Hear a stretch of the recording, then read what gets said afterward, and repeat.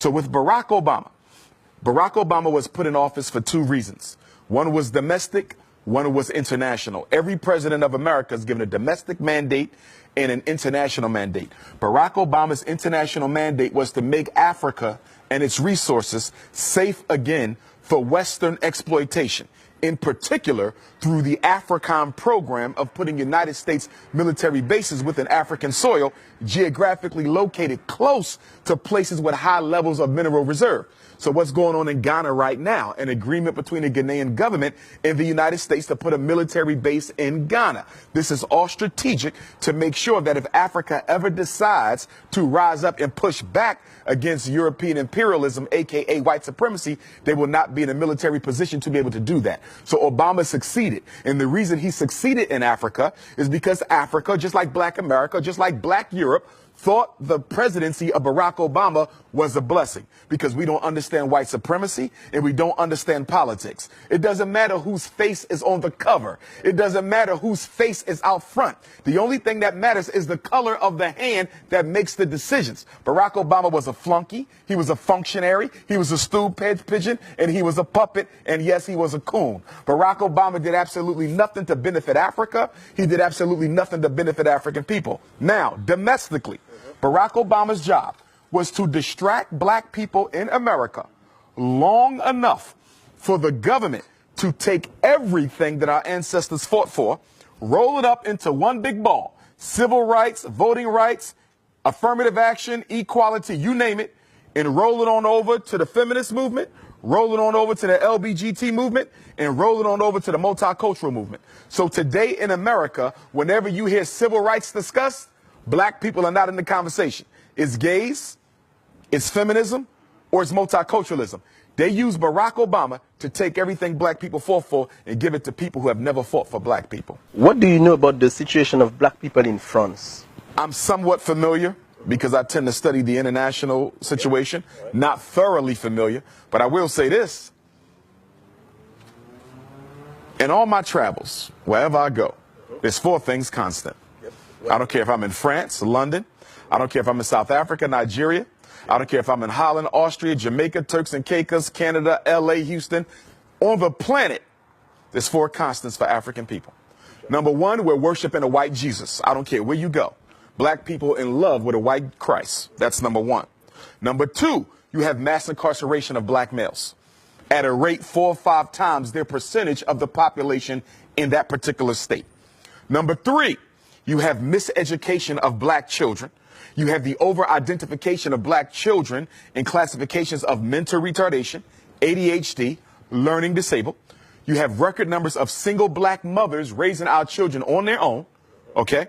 And then on top of that, you also have a Black economy, which is totally dominated by people who do not look like us. I don't care where you go on the planet, Black people are not in control of their economy. Your rice, your bread, your milk, your sneakers, your hats, your clothing, your transportation, your electronics, everything you buy is being sold to you by somebody who don't look like you, but more importantly, don't care about you. What would be the solutions? Because, you know, this is a statement, but now what could be the solutions? Solutions are simple. And the solution hasn't changed since Marcus Garvey articulated it over 100 years ago. And the solution is independence in all areas of human endeavor. The solution for African people is no different than the solution for Chinese people. The solution for African people is no different than the solution for the French people. It's the same. It's no secret. It's not hidden under a rock. We have to do what everyone else has done, and as build ourselves up independently, economically, educationally, spiritually, socially, politically. We must become a power base, which we are not, as we are today, with all of our doctors, with all of our college-educated folks, with all of our Black capitalistic business owners who are only looking to get rich themselves but do nothing to raise the general economic condition of Black people. We are still a race of dependence. If you live in France, you're dependent on the French government for this and for that. You're dependent on white business to provide your basic needs. America, it's the same thing. Africa, it's the same thing. Wherever we are dependent on the white power structure where we live. There's 4 institutions that you must have in order to be considered an independent community. We don't have them nowhere in space and time at the same time. A hospital to protect African life. a supermarket, okay, for nutrition to preserve African life, education to prepare the next generation of African children for the role that they must play in the freedom struggle, and number 4, a bank to finance the building of infrastructure and institutions and organizations and programs where we live. You cannot find those 4 things totally owned by African people anywhere on the face of the earth, but we will call ourselves free. There's 2 types of freedom. There's a FREEDOM and there's an FREEDUMB.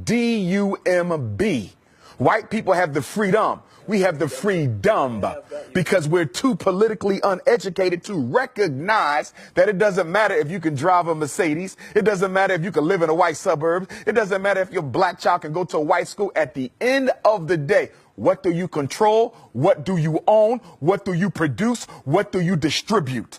Marcus Garvey said, a race without power and authority is a race without respect. A race that doesn't respect itself automatically forfeits the respect of other people. So you say, where did we begin? 2 things, education and economics. It's going to be hard to break the psychological chains of slavery as long as just about everyone in this room went to a white school to get their education, a white public school to get that education. And what is the function of public education? Whether it's UK, France, Austria, Germany, USA, it doesn't matter. The purpose of education for African children in a European context is to teach the African child that you are second place, and that is where you will always stay. And the only way you can rise above it is if we give you permission to rise above it. The education system's job is to make sure black children never come to believe that they have a right to replace the white boy being in control. That was the next question I was going to ask you, because, you know, when we speak about African Americans, do you think that African Americans are truly and deeply aware of their African roots? Well, I don't think that's a question just for African Americans. I think that's a question for Africans anywhere. Yeah, of course, but I'm speaking about this because you are from the United States, so of course. Right, but I want to Pan-Africanize the question, though. Okay, all right. So because whether you're dealing with France, whether you're dealing with UK, whether you're dealing with Black America, okay? So globally, yeah. Globally, it's no different. Canada, it's no different. So do you think that Afro-descendants are really aware of their African roots? I think that we are aware of the roots, but we are in denial of the roots, okay? This is why black women spend billions of dollars on perm, weave, blonde hair, green eyes, blue eyes. This is why educated black men, I don't care if they live in Paris, I don't care if they're in Austria, Holland, UK, Canada, US, or South Africa. Educated black men marry outside of their race more than the men of any other race put together because you hate yourself. And the reason why we do this is we actually think we can convince white people if we act white enough to accept us, because we don't understand white supremacy and we don't understand eugenics. Eugenics is the science of exterminating the African DNA.